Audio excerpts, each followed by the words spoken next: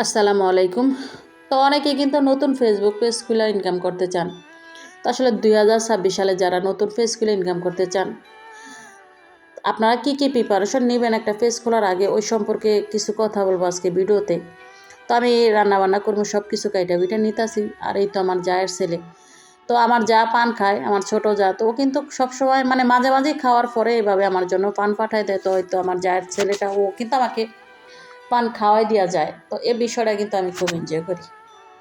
তো আসলে একটা জিনিস খেয়াল করলে বোঝা যায় যে আমরা অনেকেই কিন্তু ফেসবুক পেজ খুলে বসে আছি, তবে ফেসবুক পেজ চালানোর যে মিনিমাম ধারণা অতটুকু কিন্তু আমরা জানি না।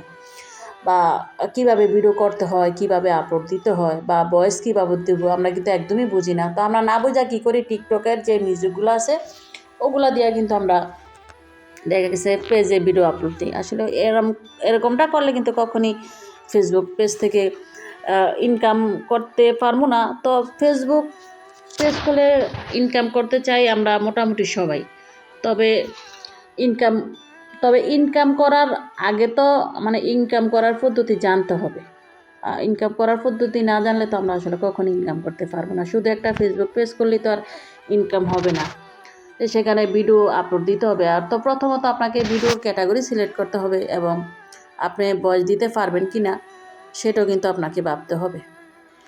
আর কেউ যদি চিন্তা করেন যে আমি ফেসবুক পেজ খুললাম, 2-3 মাসের মধ্যে আমার পেজ ভাইরাল হয়ে গেল, আমার ভিডিও ভাইরাল হইলো এবং আমি ইনকাম করবো, এই চিন্তা কিন্তু একদমই মাথা থেকে বাদ দিবেন। কারণ ফেসবুক পেজে অনেকটা ধৈর্য নিয়ে কাজ করতে হয়, অনেকটা।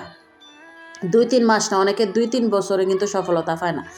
তো সফলতা আপনি অবশ্যই পাবেন যদি আপনি ফেসবুকের নিয়ম মেনটেন কইরা প্রতিদিন ভিডিও আপলোড করেন এবং ফেসবুকের সব নিয়ম মানেন, অবশ্যই আপনি পারবেন। তবে অনেকটা সময় আপনাকে ফেসবুকে দিতে হবে এবং অনেকটা ধৈর্য ধরতে হবে। আর ধৈর্য ধরে কাজ করলে সফল হওয়া যায় ইনশাল্লাহ। তো যারা ফেসবুকে সফল, যারা ইনকাম করতেছেন, তাদের গল্প যদি শোনেন তো বুঝতে পারবেন যে তারা কতটা পরিশ্রম দিছে ফেসবুকে, কতটা সময় এখানে দিছে বা কতটা বছর গেছে। অনেকের তো 2-3 বছরও লাগে যে ফেসবুক পেজ থেকে ইনকাম করতে। তো আপনারা চাইলে সবাই পারবেন। তবে আমি আমার মতো যারা সংসার করেন যে আফুরা, তাদের উদ্দেশ্যে কিছু কথা বলতে চাই। আপনারা কিন্তু ইচ্ছা করলে আপনারা সংসারের প্রতিদিন যে কাজগুলো করেন, দৈনন্দিন জীবনের যে কাজগুলো, ওই কাজগুলোকে যদি সুন্দর করে ভিডিও করে একটু প্রেজেন্টেশনের মাধ্যমে, মানে সুন্দর প্রেজেন্টেশনের মাধ্যমে আপলোড করতে পারেন, তাইলে কিন্তু আপনার দেখা গেছে বাড়তি কোনো কাজ করা লাগবে না। কারণ ফেসবুক পেজ যারা রিয়েলি ফেসবুক পেজ চালায় তাদের সাথে কিন্তু সময় একদমই কম থাকে। কারণ পেজে কিন্তু অনেকটা সময় দিতে হয় এবং অন্যের পেজেও কিন্তু সময় দিতে হয়। আপনি শুধু আপনার ভিডিও আপলোড করলেন আর আপনি সফলতা পাবেন এরকম না, আপনার কিন্তু পাশাপাশি অন্যের ভিডিও দেখতে হবে।